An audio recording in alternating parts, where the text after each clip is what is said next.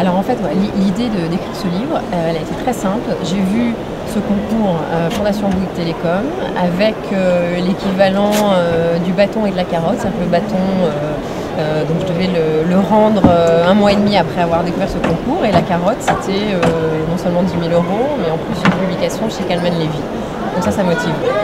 Alors en fait le thème du concours donc de la Fondation Bouygues Télécom, c'était les SMS. Et en fait en voyant donc ce thème, c'est vrai qu'a priori quand on pense aux nouvelles technologies, on pense à quelque chose qui sépare les générations. C'est-à-dire que les jeunes savent, les vieux ne savent pas. Et moi j'ai pensé à justement des nouvelles technologies qui lient, qui rassemblent, qui rapprochent en fait. Et donc c'est l'histoire d'une jeune fille qui se rapproche de son grand-père par l'utilisation d'un téléphone portable, de SMS.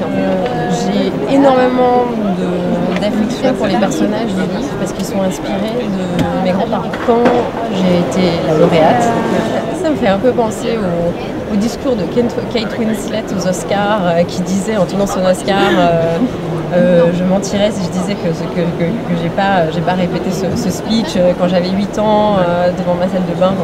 Moi c'est pareil, c'est-à-dire que j'ai fait un discours devant tout le monde en remerciant tout le monde pour le livre.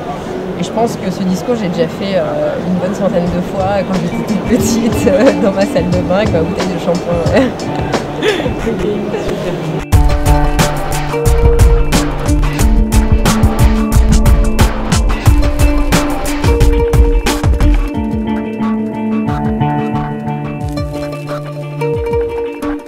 Grâce à mon éditeur, qui m'a fortement encouragé justement à passer dans ce genre un peu spécifique du roman racontant l'histoire des sciences. Je pense que c'est aussi une ouverture nouvelle vers un nouveau type de public. De raconter ce qu'on peut appeler la grande révolution astronomique et scientifique qui commence avec Copernic, qui se termine 150 ans plus tard avec Newton, où on va finalement passer de la vision du monde de l'Antiquité à au contraire un univers démesuré dans lequel la Terre n'est plus au centre de quoi que ce soit, puisque ça devient simplement une planète qui tourne autour du Soleil. Donc c'est vraiment un changement radical de perspective, non seulement dans le domaine de l'astronomie, mais après avec toutes les répercussions philosophiques, métaphysiques, la place de l'homme dans l'univers. Alors c'est intéressant, je pense, justement, de raconter à la fois l'évolution de ces idées scientifiques, mais surtout les vies passionnées et passionnantes de ces découvreurs de génie qui osent affronter effectivement la société de leur temps et les idées reçues et qui vont se battre contre vents et marées pour essayer de faire passer leurs idées. Il y a encore d'autres aspects.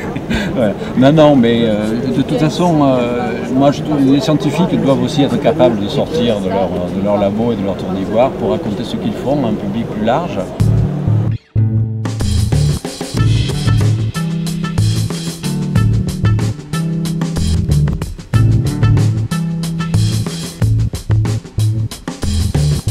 Alors ça me fait plaisir de voir mon public.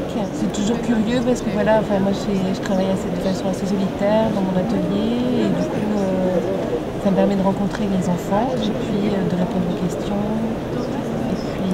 et puis de m'ouvrir aussi. Enfin, c'est un moyen de communiquer avec les autres et de rencontrer aussi d'autres auteurs.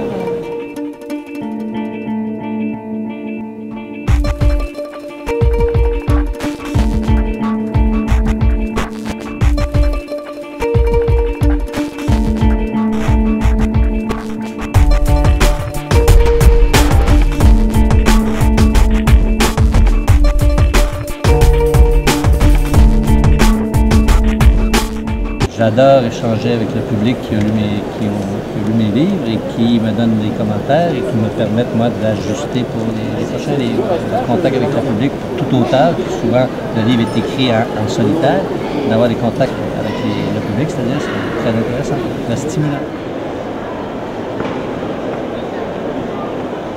Ce qui me plaît, au sein du livre, c'est l'idée d'avoir en un endroit et en quelques jours la totalité de la production française. Une vision de ce qui existe en ce moment sur le marché du livre, aussi bien en adulte qu'en enfant.